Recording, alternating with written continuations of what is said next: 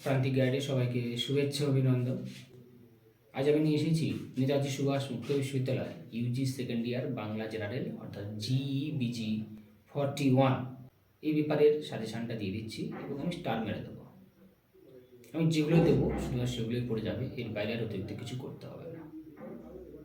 মনোযোগ দিয়ে আমার কথাগুলো শুনবে, কি বলছি অবশ্যই ভালো মনোযোগ দিয়ে শুনবে, কেউ স্কিপ করবে না। স্কিপ করে যাবে গেলে তখন অনেক কিছু মিস করে যাবে। তাই অবশ্যই মনোযোগ দিয়ে আমার কথাগুলো শুনবে। যেগুলো দেবো শুধুমাত্র সেগুলোই পড়ে যাবে, এর বাইরে আর অতিরিক্ত কিচ্ছু করা দরকার নেই। তাহলে আজকে দিয়ে দিচ্ছি আমি জিবিজি 41। এই পেপারে রয়েছে আধুনিক বাংলা সাহিত্য নির্বাচিত পাঠ। বাংলা সাহিত্য, কথা সাহিত্য, কিন্তু বাংলা সাহিত্য এখানে রয়েছে উপন্যাস, নাটক, কবিতা এবং প্রবন্ধ গ্রন্থ একটা রয়েছে। এই পেপারটা দাঁড়িয়ে রয়েছে টেক্সটের উপর। তোমাদের যে বই আছে পারলে ওই বইয়ের যে বিষয়বস্তু রয়েছে বিষয়বস্তুগুলো একবার করে দেখে যাও, আর কিচ্ছু প্রয়োজন নেই, আমার সাজেশন ফলো করতে হবে না। যদি পাস করতে চাও তোমাদের প্রত্যেকটা যে কোশ্চেনগুলো রয়েছে, যে টপিকসগুলো রয়েছে, শুধু বিষয়বস্তুগুলোকে ফলো করে যাও। যাই করুন না কেন একটা করে নোটস লিখবে। কবিতা তোমরা একটা করে নোটস পড়ে যাবে, একটার বেশি করতে হবে না। নাটকের ক্ষেত্রেও শুধু বিষয়বস্তু, বা উপন্যাসের ক্ষেত্রে বিষয়বস্তু। যারা মানে কম পড়াশোনা করো বা পাশ করলে হবে তাদের জন্য বলছি, কবিতা, উপন্যাস, নাটক, প্রবন্ধ যা আছে একটা করে নোটস মুখস্থ করো, শুধু বিষয়বস্তুগুলোকে মুখস্থ করো, আর কিচ্ছু প্রয়োজন নেই। রিডিং দাও, যাই করো না ঘুরিয়ে ফিরিয়ে লিখে দিও, ঠিক আছে। টেক্সট যদি যারা ভালো রেজাল্ট করতে চাও তাদের জন্য টেক্সট খুব গুরুত্বপূর্ণ। টেক্সট থেকে প্রশ্ন হবেই হবে, হয় লাইন তুলে দেয়, দশের ক্ষেত্রেও দেয়, সে ক্যালকাটা হোক বা নেতাজি, কারণ আমার ক্যালকাটা নেতাজি বিদ্যাসাগরতে চলে, তোমাদের এটা তো হায়ার এডুকেশান, তাই লাইন তুলে প্রশ্ন হয় অনেক সময় দশের ক্ষেত্রেও, আর 5-2 তো অবশ্যই টেক্সট থেকে লাইন তুলে প্রশ্ন হবেই হবে। তাহলে আমি যে কোশ্চেনগুলো বলছি এগুলো ফলো করো, লিখে নাও। আর যারা প্রান্তিক গাইডে অনলাইন ক্লাস করতে চাও বা নোটস সংগ্রহ করতে চাও স্ক্রিনে দেওয়ার নাম্বারে যোগাযোগ করবে। শ্রীকান্ত প্রথম রয়েছে, শ্রীকান্ত 4টে পর্ব, তা তোমাদের সিলেবাস রয়েছে প্রথম পর্বটা শরৎচন্দ্র চট্টোপাধ্যায় শ্রীকান্ত উপন্যাস। খুব দামি প্রশ্ন, স্টার মেরে রাখবে অবশ্যই করে। কোন শ্রেণীর গ্রন্থ শ্রীকান্ত উপন্যাস? কোন শ্রেণীর গ্রন্থ? ভ্রমণ কাহিনী না আত্মজীবনীমূলক উপন্যাস? ভ্রমণ কাহিনী না আত্মজীবনীমূলক উপন্যাস? শ্রীকান্ত চরিত্র, ইন্দ্রনাথ চরিত্র অবশ্যই বুঝতে হবে। শ্রীকান্ত, ইন্দ্রনাথ, রাজলক্ষ্মী, তারপর ঘুরিয়ে আসে রাজলক্ষ্মী তার পিয়ারিবাই হয়ে ওঠার যে গল্পটা, পিয়ারিবাই হয়ে ওঠার ইতিহাস, এটা কিন্তু ঘুরিয়ে আসে। আর উপকাহিনী একটা রয়েছে এখানে, শ্রীকান্ত রাজলক্ষ্মীর মূল কাহিনীর পাশে অন্নদা দিদি সাহুজির যে বৃত্তান্তটা, এটা গঠন কৌশল, হাস্যরস, এই কটা কোশ্চেন আমি রেখেছি। আমি বলবো তোমরা চরিত্রগুলো করো।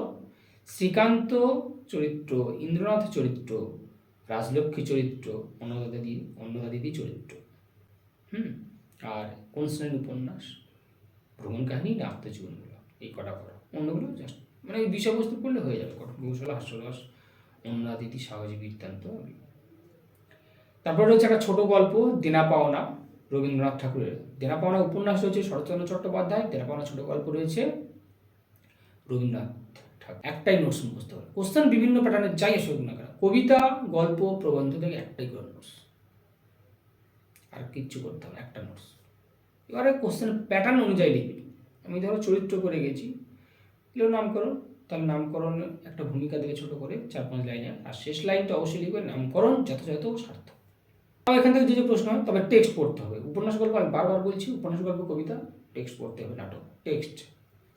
নামকরণ, দেনা পাওনা গল্পের নামকরণ, নিরুপমা চরিত্র, ধরো এইগুলো আমি একটাই করে গেলাম, শুধু নামকরণটা যাই শুনে না কারণ নিরুপমা এলো ওটাই লিখবো, বা নিরুপমা চরিত্র করে গেলাম, নামকরণ এলো ওটাই লিখলাম। সমাজ বাস্তবতা বা পণ প্রথার সামাজিক দলিল, পণ প্রথার যে চিত্রটা ফুটে উঠেছে, একটাই নোটস হয়ে যাবে। এবারে 5-2 ক্ষেত্রে দেখা গেলো যে লাইন তুলে দিতে পারে, এবার 20,000 টাকার পণ হাতে হাতে, টাকা যদি দাও তবেই অপমান, বা তাহলেই অপমান। কে বলেছে, কাকে বলেছে, কোন প্রসঙ্গে, এমন আসতে পারে, বা কোন গল্প থেকে এগুলো আসতে পারে। এবার যাও কবিতাগুলো একটাই করে নোটস করো। বঙ্গভূমির প্রতি, মধুসূদন দত্ত, তবে কবিতা থেকেও লাইন তুলে দিতে পারে, এটাও মাথায় রাখতে হবে। কবিতাগুলো আই সেটিং করো, তেমনভাবেই মোটামুটি রিডিং দাও, দেখে যাও। বঙ্গভূমির প্রতি, মধুসূদন দত্ত, মানে প্রত্যেক কবিতার আর ছোট গল্পের বিষয়বস্তুগুলো দেখে যাও, সারবর্গ দিয়ে দেয়। যাই আসো না, শুধু কবিতাটা দেখতে পেলেই ওটাই ছেপে দেবে, একটাই নোটস। ওরা কাজ করে রবীন্দ্রনাথ ঠাকুর, কি দিতে পারে, ওরা কাজ করে নামকরণ, বিষয়বস্তু, সারমর্ম, বা সমাজের বাস্তবতা কতটা, সামাজিক চিত্র, সামাজিক যাই আসুন না কেন একটাই করো। বিদ্রোহী কাজী নজরুল ইসলাম, আবার আসিব ফিরে, এটা তো তোমাদের জানা, এটা তোমরা ABC 11-এ পড়ে এসেছিলে। জীবনানন্দ দাশ দিয়ে দিতে পারে যে কবি কি হয়ে জন্মাতে চেয়েছেন, বাংলার বুকে ফিরে আসতে গেলে তিনি কি হয়ে জন্মাতে চেয়েছেন বা আকাঙ্ক্ষা পোষণ করেছেন। ফুল ফুটুক না ফুটুক, সুভাষ মুখোপাধ্যায়। যেতে পারি কিন্তু কেন যাব, শক্তি চট্টোপাধ্যায়। দেখো এগুলো দিলাম আমি, কিন্তু 10 এবং 5 ঘুরিয়ে ফিরিয়ে আসবো, অল্টারনেটিভ।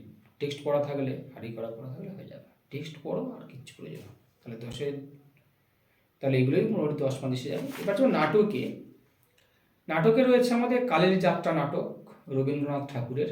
এই কালের যাত্রা নাটক থেকে করবে। এই নাটককে কি রূপক সাংকেতিক নাটক বলা যায় তা আলোচনা করো, বা একে কালের যাত্রাকে রূপক সাংকেতিক নাটক বলা যায় কিনা তা আলোচনা করো। রূপক সাংকেতিক কিনা, সংলাপ, নামকরণ। কালের যাত্রা নাটকের চরিত্রগুলির শ্রেণীবিন্যাস আলোচনা করো, শ্রেণীবিন্যাস করো। কালের যাত্রা নাটকের চরিত্রগুলির শ্রেণীবিন্যাস করো।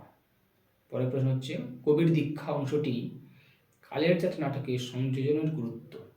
কবির দীক্ষা অংশটি কালের যাত্রা নাটকের সংযোজনের গুরুত্ব আলোচনা করো। খুব ইম্পর্টেন্ট কোশ্চেন, দামি প্রশ্ন, স্টার্টে নিতে পারো। রথের রশি নাম করো।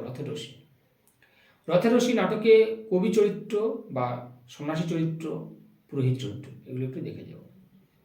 কালের যাত্রা নাটকে জনতা চরিত্র। রথের রশি নাটকে কবি চরিত্র, সন্ন্যাসী চরিত্র, পুরোহিত চরিত্র, এগুলো দেখে যাও। কালের যাত্রা নাটকে জনতা চরিত্র। আর বর্তমান ভারত চাইলে তোমরা বাদ দিতে পারো, কোনো অসুবিধা নেই। এগুলো যদি করো তাহলে বর্তমান ভারত প্রয়োজনে বাদ দিতে পারো। তবে যদি চাও টেক্সট থেকে, তোমাদের বই থেকে বা যদি নোটস থেকে থাকে, একটা নোটস পড়ে যাও, বিষয়বস্তুটা শুধু মুখস্থ করে যাও, আর কিচ্ছু করতে পারো, বিষয়বস্তুটাকে শুধু মুখস্থ করে যাও। তাহলে এই সাজেশান দিয়ে দিলাম, এগুলোই ফলো করো।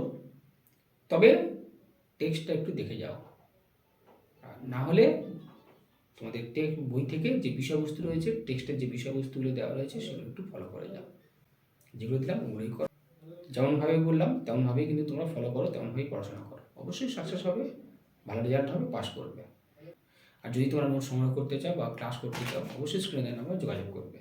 আর তোমরা আমাদের টেলিগ্রামে জয়েন হয়ে যাও, টেলিগ্রামের লিঙ্ক আমি দিয়ে রাখবো ডিসক্রিপশন বক্সে, অবশ্যই জয়েন হয়ে